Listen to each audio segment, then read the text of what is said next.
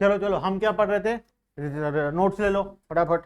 हम लोग रेवेन्यू पढ़ रहे थे, रेवेन्यू खत्म हुआ था शायद, है ना। कुछ पॉइंट्स लिखना था, नोट्स आज मिला तो वो पॉइंट्स लिख लो।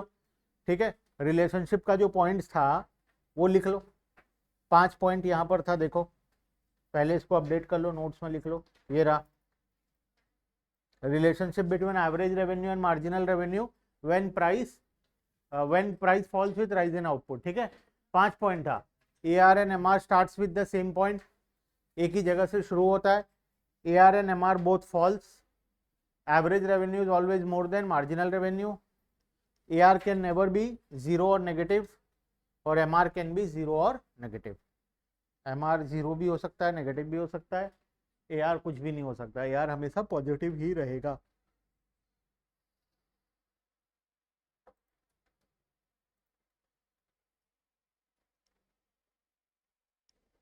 पांचों पॉइंट लिख लो यहाँ पर। ठीक है,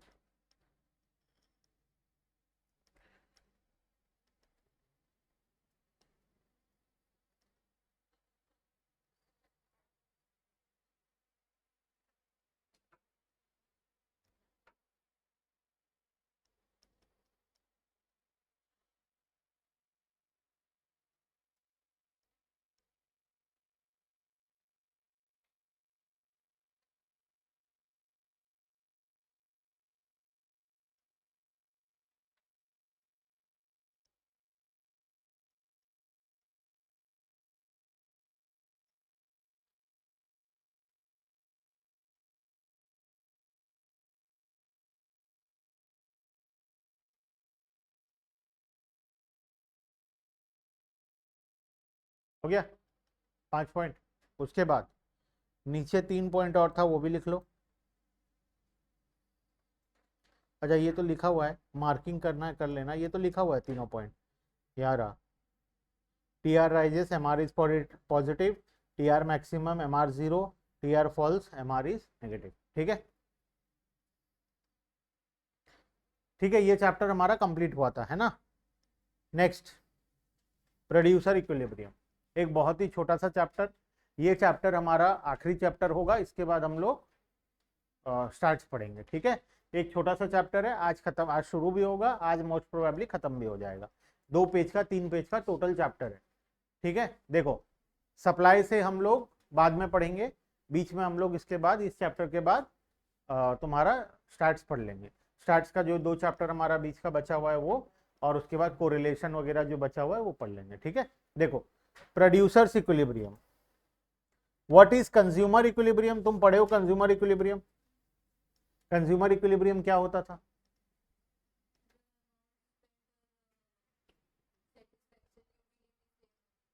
ठीक है, कंज्यूमर इक्विलिब्रियम कब अचीव होता था? कंज्यूमर क्या चाहता है? ज्यादा से ज्यादा सेटिस्फेक्शन लेना चाहता है, कम से कम पैसा खर्च करके ज्यादा से ज्यादा यूटिलिटी गेन करना चाहता है। कंज्यूमर का ऑब्जेक्टिव ये होता है। कंज्यूमर का इक्विलिब्रियम कब होता है? जब वो जितना रुपए पे कर रहा है उसके बदले में उसको उतना सेटिस्फेक्शन मिलता है, when price is equal to marginal utility. उस टाइम, उस पॉइंट पर क्या होता है? कंज्यूमर इक्विलिब्रियम आता है। ठीक है, ये हम लोग पढ़े थे कंज्यूमर इक्विलिब्रियम चैप्टर में। कंज्यूमर का हमेशा मोटिव ये रहता है कैसे कम पैसों में ज्यादा यूटिलिटी गेन किया जाए, कम पैसा देंगे ज्यादा यूटिलिटी मिलेगा, उसका ऑब्जेक्टिव हमेशा ये रहता है। प्रोड्यूसर का क्या ऑब्जेक्टिव रहता है?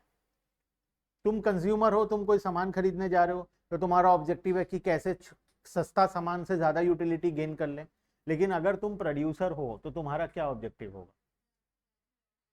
ज्यादा से ज्यादा प्रॉफिट कमाना, कम से कम कॉस्ट इंकर करके ज्यादा से ज्यादा कैसे हम लोग प्रॉफिट कमाएंगे। ठीक है, तो प्रोड्यूसर इक्विलिब्रियम कब आता है? When he it earns maximum profit.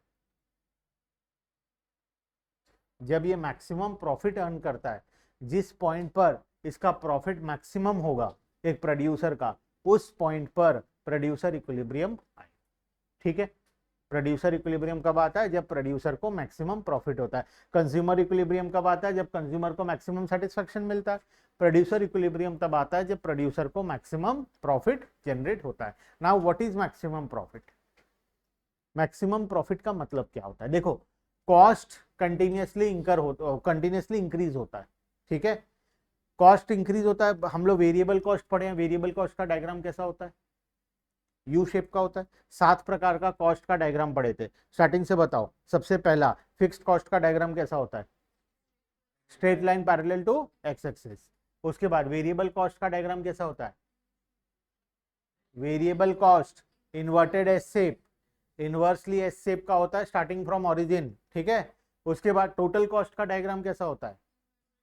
Inversely S shape, but diagram start होता है जहां से फिक्स्ड कॉस्ट शुरू होता है। चौथा एवरेज फिक्स्ड कॉस्ट का डायग्राम कैसा होता है? एवरेज फिक्स्ड कॉस्ट का डायग्राम कैसा होता है? रेक्टेंगुलर हाइपरबोला होता है average fixed cost, rectangular hyperbola होता है, याद है? जो ना कभी एक्स एक्सिस को टच करेगा ना कभी वाई एक्सिस को टच करेगा। उसके बाद एवरेज वेरिएबल कॉस्ट का डायग्राम कैसा होता है? यू शेप का होता है। एवरेज कॉस्ट का डायग्राम कैसा होता है? यू शेप का होता है। मार्जिनल कॉस्ट का डायग्राम कैसा होता है? यू शेप का होता है। 7 डायग्राम में से लास्ट का 3 डायग्राम, दोनों एवरेज, एवरेज वेरिएबल कॉस्ट और average fixed cost, average total cost और तुम्हारा मार्जिनल कॉस्ट, ये तीनों डायग्राम क्या होता है हमारा? यू शेप का होता है। बाकी 4 डायग्राम जो है उसका शेप अलग अलग हो, ठीक है। तो वेरिएबल कॉस्ट का डायग्राम कैसा होता है? यू शेप का। तो एवरेज वेरिएबल कॉस्ट का, तो जैसे जैसे ज्यादा प्रोडक्शन होते जाएगा, यहां पर आते हैं, एक डायग्राम को समझते हैं। ये देख,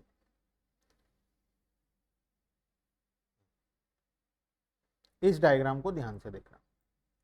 हम 2 सिचुएशन लेंगे यहां पर भी, 2 सिचुएशन में पूरे चैप्टर को पढ़ेंगे, 2 डायग्राम समझाऊंगा। अगर दोनों डायग्राम समझ में आ गया तो चैप्टर खत्म है, ठीक है। देखो, सबसे पहला situation, price is fixed,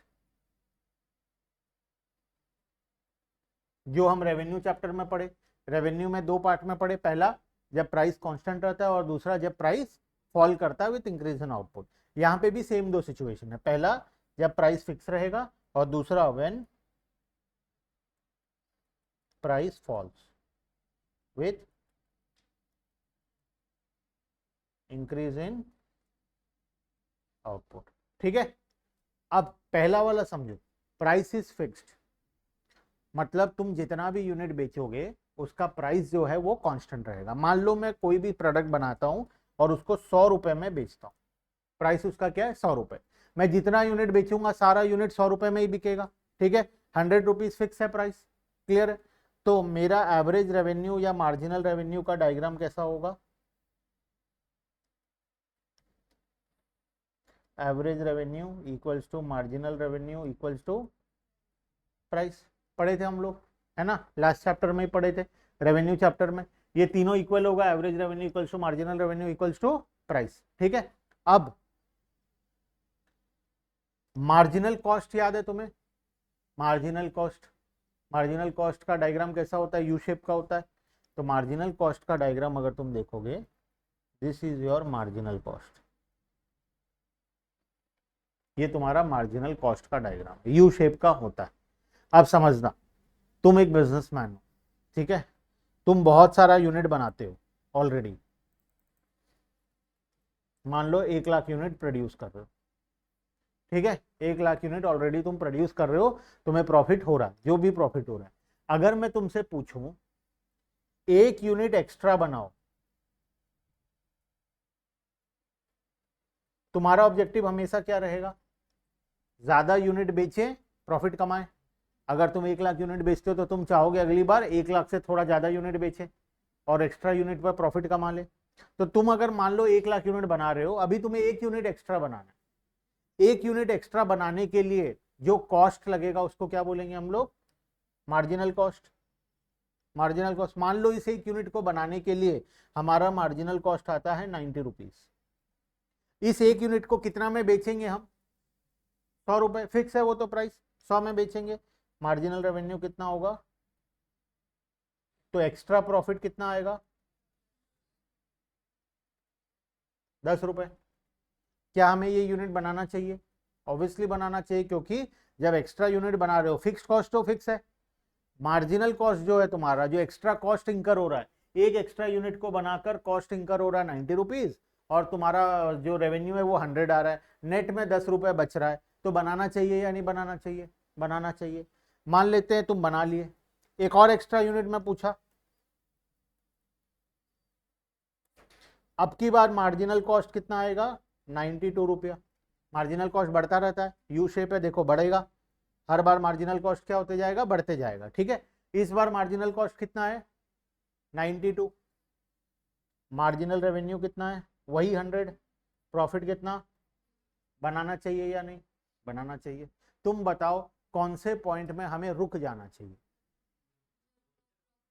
no profit no loss होगा, और वो कब होगा, when marginal revenue is equal to marginal cost. Extra unit को बनाने का जो कॉस्ट है और एक्स्ट्रा यूनिट को बेचने से जो रेवेन्यू आ रहा है, जिस पॉइंट पर दोनों इक्वल हो जाएं, उस पॉइंट पर मैन्युफैक्चरिंग करके कोई फायदा नहीं है। इससे अच्छा चुपचाप बैठो, है ना, क्योंकि एक्स्ट्रा यूनिट बनाओगे तुम, उसको जितना रुपए में बेचोगे उसको बनाने का खर्चा ही उतना है, तो फिर क्या फायदा बनाकर। इससे अच्छा तो मत बनाओ, बैठे रहो चुपचाप, है ना। तो किस पॉइंट पर हमें स्टॉप करना है, जिस पॉइंट पर marginal revenue equals to marginal cost होगा। बात समझ में आया, marginal revenue equals to marginal cost, क्यों उस पॉइंट पर हम स्टॉप करेंगे, क्योंकि इस पॉइंट पर ना हमें कोई प्रॉफिट हो रहा है ना कोई लॉस हो रहा है। तो जब कोई प्रॉफिट हो ही नहीं रहा है तो फिर बनाकर क्या फायदा, है ना। फिक्स कॉस्ट तो फिक्स है, उसको तो कोई मतलब नहीं है। मार्जिनल रेवेन्यू मार्जिनल कॉस्ट मतलब एक्स्ट्रा यूनिट को बनाने का खर्चा और एक्स्ट्रा यूनिट को बेचने से जो रेवेन्यू आएगा, जब दोनों इक्वल है तो फिर माथापच्ची करके क्या फायदा, क्योंकि कुछ एक्स्ट्रा पैसा तो आ नहीं रहा है। मुझे बताओ, अगर मार्जिनल रेवेन्यू ज्यादा है मार्जिनल कॉस्ट से, तो मैन्युफैक्चर करना चाहिए या नहीं करना चाहिए, करना चाहिए, है ना। क्यों करना चाहिए, क्योंकि एक्स्ट्रा यूनिट को बेचकर तुम्हें ज्यादा पैसा मिलेगा और उस एक्स्ट्रा यूनिट को बनाने में तुम्हारा कम खर्चा आएगा, तो बेटर है बना ले, है ना। बना लेंगे तो हमें ज्यादा पैसा मिल जाएगा कम से कम। अगर marginal cost is more than marginal revenue है, तो बताओ क्या करना चाहिए, बनाना चाहिए या नहीं बनाना चाहिए, नहीं बनाना चाहिए, क्योंकि किसी प्रोडक्ट को मैन्युफैक्चर करने का कॉस्ट ज्यादा है, उसका रेवेन्यू कम है, तो क्या फायदा, बेवकूफ हो तुम जो बनाओगे उस, है ना। तो कोई बनाकर कोई फायदा नहीं है। क्लियर है बात। तो तीनों सिचुएशन में इसमें हमें प्रोडक्शन करना चाहिए, ये दोनों सिचुएशन में हमें प्रोडक्शन नहीं करना चाहिए। क्लियर है बात। तो कौन से पॉइंट में हम स्टॉप करेंगे, अगर हम प्रोडक्शन कर रहे हैं तो कौन से पॉइंट में स्टॉप करेंगे, जब marginal revenue equals to marginal cost हो। ठीक है, देखो अब डायग्राम में आ जाओ, ये डायग्राम को ध्यान से देखना। ग्रीन लाइन जो है ये मार्जिनल कॉस्ट है और ये है तुम्हारा marginal revenue. Initially marginal cost ज्यादा होता है, मार्जिनल रेवेन्यू कम होता है, तो ये पॉइंट में हमें क्या होता है, लॉस होता है। तो क्या हमें मैन्युफैक्चर करना चाहिए,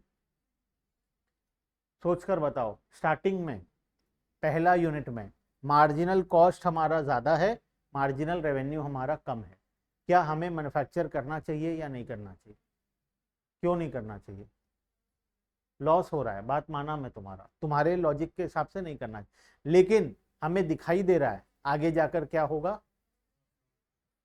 आगे जाकर अगर हम मैन्युफैक्चर करते जाएं तो आगे जाकर दिखाई दे रहा है कि कॉस्ट कम हो जाएगा और रेवेन्यू ज्यादा रहेगा, तो ये जो पार्ट है ये पार्ट हमें क्या होगा, प्रॉफिट होगा। तो इसीलिए हमें मैन्युफैक्चर करना चाहिए, क्योंकि हमें दिखाई दे रहा है ना। आज सोचो तुम फैक्ट्री शुरू किए, पहला लेबर को लेकर आए, लेबर का सैलरी 500 रुपए, पहला यूनिट बनवाया उससे, और उस यूनिट को मार्केट में तुम कितना में बेचोगे, 100 रुपए में बेचोगे। तो अगर तुम एक यूनिट बनाओगे तो तुम्हें लॉस ही होगा ना 400 का, लेकिन अगर उसी लेबर से तुम 20 यूनिट बनवाओगे तो प्रॉफिट होगा। तो बनवाना चाहिए ना तुम्हें, क्योंकि दिखाई दे रहा है कि आगे जाकर हमें क्या होने वाला है, प्रॉफिट होने वाला। ठीक है, तो इसीलिए इनिशियली मार्जिनल कॉस्ट ज्यादा होता है, मार्जिनल रेवेन्यू कम होता है, फिर भी हम प्रोडक्शन करते हैं, बिकॉज हमें दिखाई दे रहा है कि आगे जाकर हमें क्या होगा, प्रॉफिट होगा। लेकिन धीरे धीरे क्या होगा, जब तुम आगे आगे आगे आगे जाते जाओगे, एक पॉइंट फिर से आएगा जहां पर marginal revenue equals to marginal cost हो। तो क्या हमें यहां पर प्रोडक्शन करना चाहिए या नहीं करना चाहिए, क्यों नहीं करना चाहिए, क्योंकि आगे क्या दिखाई दे रहा है, आगे तो लॉस ही लॉस है। आगे दिखाई दे रहा है कि हमें क्या होने वाला है, क्योंकि रेवेन्यू तो इतना ही रहेगा 100 का 100, कॉस्ट बढ़ते जा रहा है, तो हमें दिखाई दे रहा है कि आगे जाकर हमें दोबारा कभी प्रॉफिट होने वाला नहीं है, तो इससे बेटर है हम वहीं पर स्टॉप कर जाएं। तो इसीलिए हम कहां स्टॉप करेंगे, एम आर इक्वल्स टू, बात समझ में आया? लेकिन M R equals to M C दो बार हो रहा है, एक बार यहां पर फर्स्ट टाइम और एक बार यहां पर सेकेंड टाइम। तो जब दोबारा होगा तब हम स्टॉप करेंगे, पहली बार में हम स्टॉप नहीं करेंगे। क्यों? बिकॉज हमें दिखाई दे रहा है कि आने वाले दिनों में क्या होने वाला है, प्रॉफिट होने वाला है। बात समझ में आ रहा है? लॉजिक दिमाग में घुस रहा है? नहीं घुस रहा है तो बोलो नहीं घुस रहा है। घुस रहा है ना? समझ में आ रहा है ना? इनिशियली मार्जिनल कॉस्ट हाई है, मार्जिनल रेवेन्यू तो फिक्स है 100 का 100, तो हमें क्लियरली पता चल रहा है कि स्टार्टिंग में हमें लॉस हो रहा है, लेकिन फिर भी हमें पता है कि आज हम बिजनेस शुरू किए हैं, स्टार्टिंग में हमें लॉस होगा, आने वाले दिनों में हमें प्रॉफिट होगा, तो हम बिजनेस को कंटिन्यू करेंगे। लेकिन जब तुम प्रोडक्शन करते जाओगे और दोबारा तुम्हारा कॉस्ट इंक्रीज होके तुम यहां तक पहुंच जाओगे, अब फ्यूचर का क्या दिखाई दे रहा है? फ्यूचर में दूर दूर तक दिखाई दे रहा है कि कभी दोबारा प्रॉफिट होने वाला नहीं है, क्योंकि कॉस्ट तो बढ़ता जाएगा, यू शेप का कर्व है, ऊपर ही जाता जाएगा, और रेवेन्यू कभी बढ़ने वाला नहीं है, क्योंकि रेवेन्यू तो फिक्स रेवेन्यू है। तो हमको वहां पर स्टॉप कर जाना चाहिए। कहां पर स्टॉप करेंगे? ये वाले पॉइंट में हम लोग स्टॉप करेंगे। तो इस पॉइंट को एक्सप्लेन कैसे करें? What is producer equilibrium? Producer equilibrium कब आता है? जब दो कंडीशन सेटिस्फाई होता है। पहला condition, when marginal revenue equals to marginal cost, पहला कंडीशन, ठीक है। First condition, when M R equals to, ठीक है। सेकेंड कंडीशन, अब बताओ M R equals to M C दो बार हो रहा है, पहली बार में हमें स्टॉप नहीं करना है, दूसरी बार में हमें स्टॉप करना है, तो दूसरी बार को एक्सप्लेन कैसे करें? एम आर मार्जिनल कॉस्ट आगे फ्यूचर में क्या रहेगा, हमेशा एम आर से ज्यादा रहेगा, ऐसा भी लिख सकते हो। या नॉर्मली क्या लिखा जाता है, हम इस तरीके से भी लिख सकते हैं। देखो स्टार्टिंग में जो मार्जिनल कॉस्ट कर्व है वो ऊपर से नीचे आ रहा है, और सेकेंड टाइम में मार्जिनल कॉस्ट कर्व नीचे से ऊपर जा रहा है, तो हम लिख सकते हैं when marginal cost curve cuts marginal revenue curve from below, जब ये नीचे से कट करके ऊपर जाएगा उस पॉइंट पर हमें स्टॉप करना है। तुम ये भी लिख सकते हो, या इसके अलावा ये भी लिख सकते हो कि M R equals to M C point के बाद एम सी हमेशा ज्यादा रहेगा एम आर से, ठीक है। तुम ऐसा भी लिख सकते हो, कोई दिक्कत नहीं है, ठीक है। या तुम ऐसा भी बहुत जन लिख देते हैं कि जब दोबारा M R equals to M C होगा, पहली बार M R equals to M C होगा तब हम स्टॉप नहीं करेंगे, जब second time M R equals to M C होगा तब हम लोग स्टॉप करेंगे, ऐसा भी तुम लिख सकते हो, ठीक है। तो बेटर एक्सप्लेनेशन है ये, बहुत सारे बुक्स में ये एक्सप्लेनेशन दिया हुआ है, when marginal cost curve cuts marginal revenue curve from below. पहली बार में देखो ऊपर से कट करके नीचे आया है ना, सेकंड बार में नीचे से कट करके ऊपर गया, तो जब नीचे से कट करके ऊपर गया उस पॉइंट पर हमें स्टॉप करना, ठीक है। क्लियर है बात? अच्छा, अब ये अगर समझ में आ गया है तो सेकंड वाला इक्विलिब्रियम केस देखो। सेकंड वाले में क्या डिफरेंस है? सब कुछ सेम है, खाली मार्जिनल रेवेन्यू का जो ग्राफ है वो चेंज हुआ है। पहले मार्जिनल रेवेन्यू कैसा था? स्ट्रेट लाइन था, अभी मार्जिनल रेवेन्यू क्या बन गया है? डाउनवर्ड स्लोपिंग डायग्राम बन गया है। इसमें भी दो बार हो रहा है, एक बार ये रहा, एक बार ये रहा। यहाँ पर भी M R equals to M C है, यहाँ पर भी एम आर इक्वल्स टू, ठीक है। अब पहली बार जब M R equals to M C हो रहा है, हमें क्यों स्टॉप नहीं करना है? क्योंकि जब हम और आगे जाएंगे तो हमें दिखाई दे रहा है कि हमारा कॉस्ट धीरे धीरे कम हो रहा है, रेवेन्यू हमारा ज्यादा है, तो हमें क्या होगा? प्रॉफिट होगा। इसी वजह से हम स्टॉप नहीं करेंगे, हम प्रोडक्शन करते जाएंगे। लेकिन जब दोबारा M R equals to M C हो जाए फिर से, तो अब हमें स्टॉप करना पड़ेगा। क्यों स्टॉप करना पड़ेगा? बिकॉज यहां पर खड़े होकर अगर फ्यूचर का देखोगे तो फ्यूचर में दिखाई दे रहा है कि मार्जिनल कॉस्ट हमेशा ज्यादा रहेगा और मार्जिनल रेवेन्यू हमेशा कम रहेगा। तो हमें कहां पर स्टॉप कर जाना चाहिए?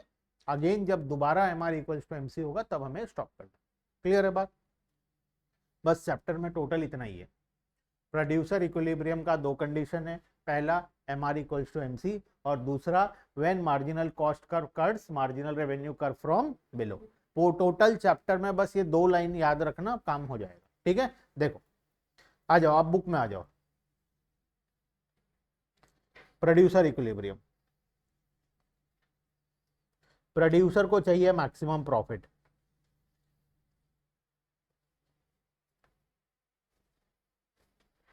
प्रोड्यूसर को चाहिए maximum profit. Meaning of profit, profit refers to excess of receipts from sale of goods over the expenditure incurred on producing them. Producer equilibrium क्या होता है? Producer equilibrium refers to that price and output combination which brings maximum profit to the producer and profit declines as more is produced। अगर तुम उस point से ज्यादा produce करोगे तो तुम्हारा प्रॉफिट कम हो जाएगा, ज्यादा होने की जगह कम हो जाएगा। ठीक है, जितना प्रोड्यूसर इक्विलिब्रियम का पॉइंट है वहां तक प्रोड्यूस करोगे तो तुम्हें मैक्सिमम प्रॉफिट होगा, उसके बाद अगर जाओगे और आगे अगर जाओगे तो तुम्हें लॉस होना शुरू हो जाएगा। ठीक है, दो तरीके से है, total revenue total cost approach और marginal revenue marginal cost approach. हम दो तरीके से प्रोड्यूसर इक्विलिब्रियम पढ़ सकते हैं, लेकिन हमारे सिलेबस में सिर्फ MRMC अप्रोच दिया हुआ है। This is in our syllabus and this is not in syllabus. यहां लिखा भी है, it must be noted that scope of syllabus is restricted to producer equilibrium by MRMC approach. ठीक है, हमारे सिलेबस में खाली सेकंड वाला है, फर्स्ट वाला नहीं है। फर्स्ट वाला एक और सिचुएशन होता है जो कि हमारे सिलेबस का पार्ट नहीं है, हमें सिर्फ सेकंड वाला पढ़ना, MRMC अप्रोच। MRMC अप्रोच में भी दो टाइप था, एक जब प्राइस कांस्टेंट रहता है और दूसरा जब प्राइस फॉल होता है। ठीक है, देखो इसमें दो सिचुएशन, पहला व्हेन प्राइस रिमेन्स कांस्टेंट और when price false with rise in output. जो रेवेन्यू चैप्टर में 2 पॉइंट था वही 2 पॉइंट यहाँ पर है। प्राइस कांस्टेंट रहता है परफेक्ट कंपटीशन में और इन परफेक्ट कंपटीशन में प्राइस फॉल होता है विथ राइज इन आउटपुट। ठीक है, क्लियर है? आ जाओ MRMC approach, marginal revenue marginal cost approach.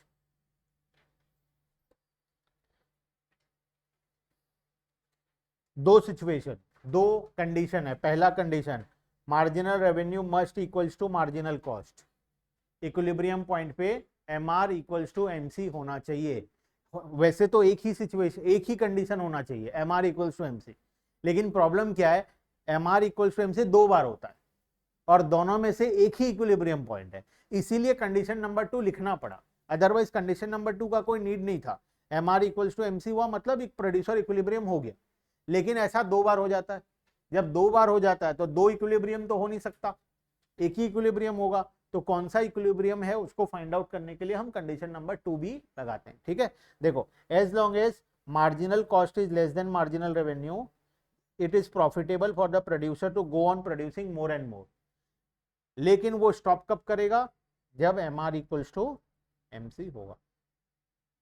Second situation, marginal cost is greater than MR after MR equals to MC output level, जो कि मैं तुम्हें बताया सिंपल टर्म्स में। सेकेंड वाला condition, marginal cost curve must cut marginal revenue curve from below.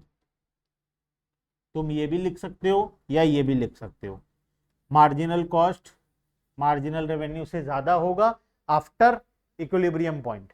Equilibrium point के बाद MR MC MR से ज्यादा होगा। ठीक है, ये भी लिख सकते हो, या फिर marginal cost curve must cut marginal revenue curve from below, ये भी लिख सकते हो। एक ही बात है, दोनों सेम चीज को समझाता है तुम्हें। ठीक है, both condition are needed for equilibrium. MR equals to MC भी होना चाहिए और दूसरा MC is greater than MR after MR equals to MC output level. दोनों सिचुएशन को, दोनों कंडीशन सेटिस्फाई होना जरूरी है।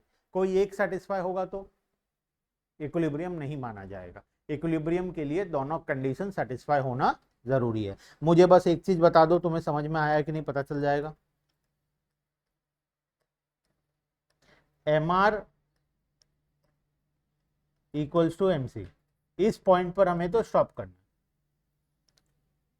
ये पता है तुम्हें। ठीक है, अगर MR MC से ज्यादा है तो क्या करना है?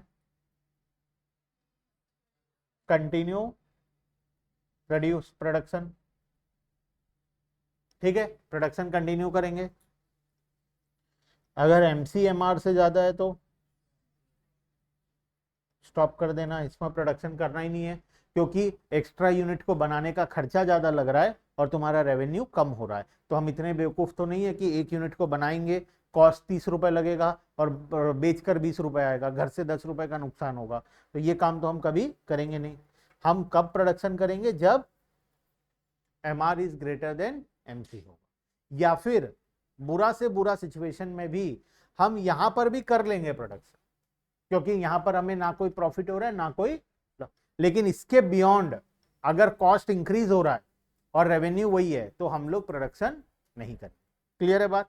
तो अगर हम डायग्राम में जाएं, ये कौन सा है?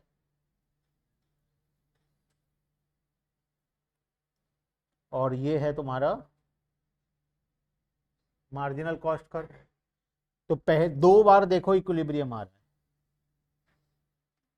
है, MR equals to MC, MR equals to MC।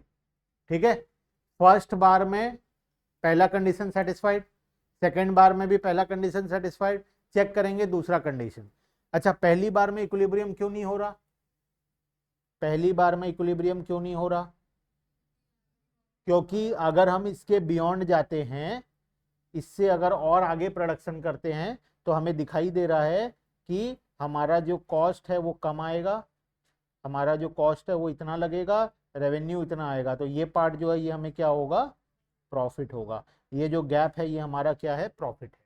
लेकिन जब दोबारा MR इक्वल्स टू MC होगा, यहां पर हमें स्टॉप करना पड़ेगा, बिकॉज इसके बाद हमें क्या दिखाई दे रहा है? कॉस्ट ज्यादा है, रेवेन्यू कम है। और ऐसा नहीं कि टेम्परेरी पीरियड के लिए ऐसा है, यहां के बाद परमानेंटली ऐसा है ना। ऐसा होता कि बाद में मार्जिनल कॉस्ट फिर से कम हो जाता, रेवेन्यू फिर से बढ़ जाता, तो हम प्रोडक्शन करते रहते। हमें अगर दिखाई देता कि 10-20 यूनिट में लॉस होगा, उसके बाद फिर प्रॉफिट होगा, तो फिर हम क्या करते? प्रोडक्शन करते रहते। लेकिन यहां से क्या दिखाई दे रहा है हमें? कॉस्ट हमेशा ज्यादा है, रेवेन्यू हमेशा कम है। तो बेटर है कि हम यहीं पर स्टॉप कर जाएं, हम आगे प्रोडक्शन ना करें। क्लियर है बात? ठीक है, तो हमारा इक्विलिब्रियम पॉइंट हो जाएगा ये वाला। This is our equilibrium point. Clear है? सेकेंड सिचुएशन में भी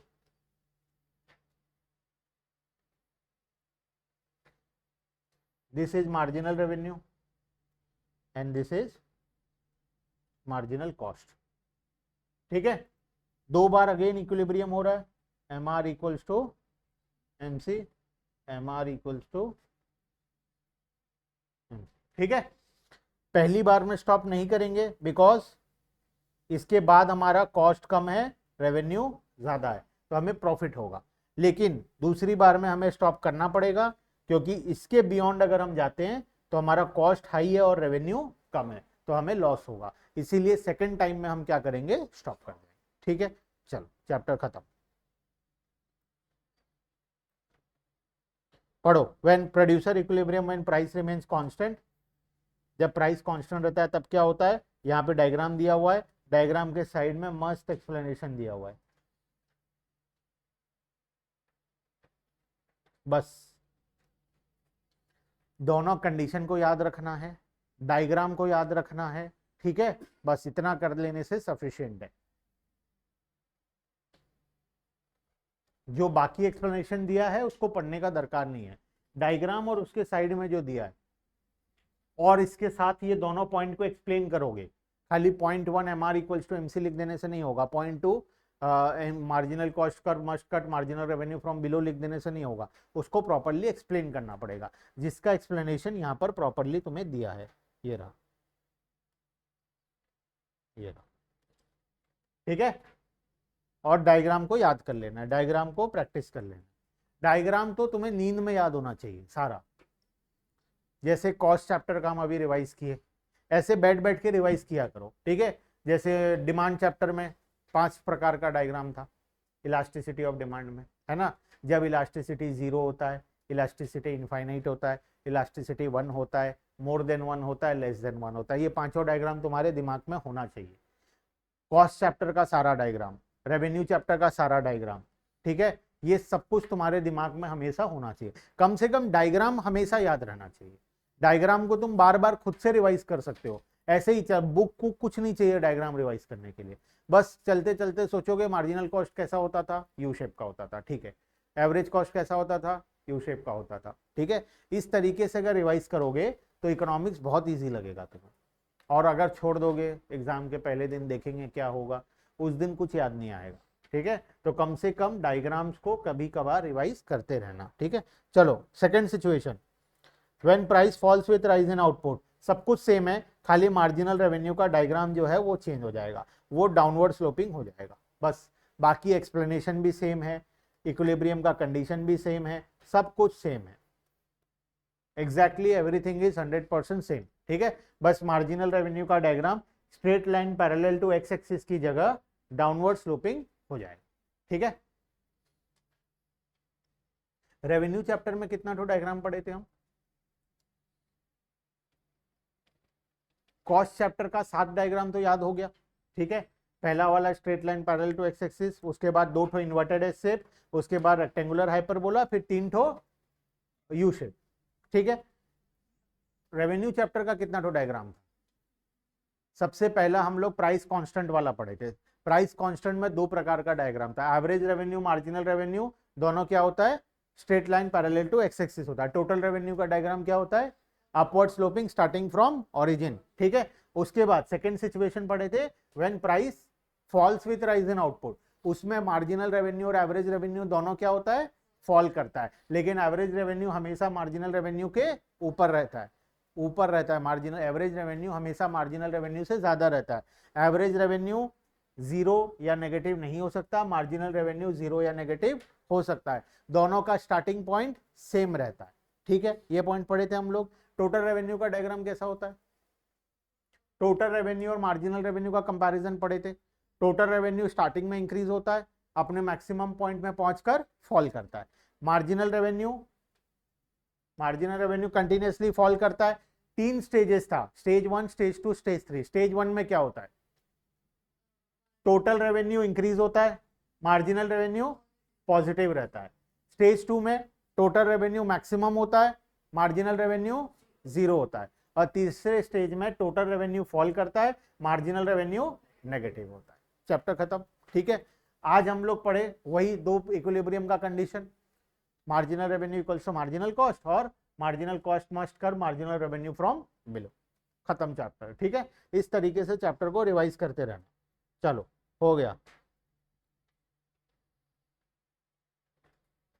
बस इतना ही है इसमें, इसके अलावा बाद बाकी कुछ भी नहीं पढ़ना है, वही चीज बार बार लिखा हुआ है। ठीक है, कोई मतलब नहीं है बार बार पढ़ के, तुम मार्किंग कर लो क्या पढ़ना है तुम्हें, कंडीशन पढ़ना है, डायग्राम पढ़ना है, और इसको एक्सप्लेनेशन पढ़ना है, बस। बाकी चीज बार बार रिपीटेड लिखा हुआ है, अननेसेसरी कंफ्यूज नहीं होना है, एक ही चीज रिपीटेड वे में लिखा हुआ है। ठीक है, क्लियर? इसी का श्रद्धा। और कुछ डाउट है तो बताओ अभी तक, आज टाइम है 10 मिनट, अभी बताओ डाउट है तो। अब इसके बाद का जो चैप्टर है, एक सप्लाई चैप्टर और मार्केट चैप्टर, ये हम अब लास्ट में पढ़ेंगे। पहले हम स्टार्ट्स कंप्लीट करेंगे, फिर हम लोग सप्लाई और मार्केट पढ़ेंगे। ठीक है, ऐसा करें ना कि सप्लाई पढ़ लें,